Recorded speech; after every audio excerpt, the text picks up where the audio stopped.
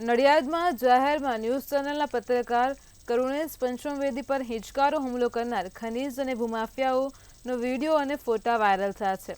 વિક્કી ભરવાડ નામનો ખનીજ અને ભૂમાફિયાએ સમાજમાં ખોફ ઊભો કરવા હથિયાર સાથે ફોટા પડાવ્યા હતા। તો વિક્કી ભરવાડ નંબર વગરના ડમ્પર રાખીને ખનીજ ચોરી કરતા હોવાનું પણ જાણવા મળ્યું છે।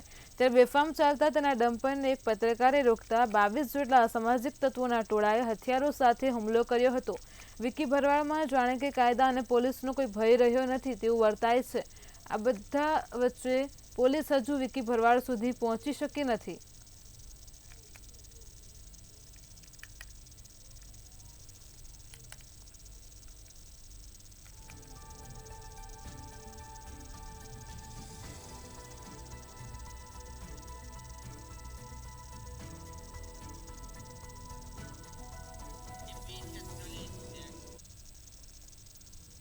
જસદણમાં જંગવડ પાસે ફોરવ્હીલ ચાલકે સ્ટીરિંગ પરથી કાબુ ગુમાવતા ફોરવ્હીલ પલટી ગઈ હતી।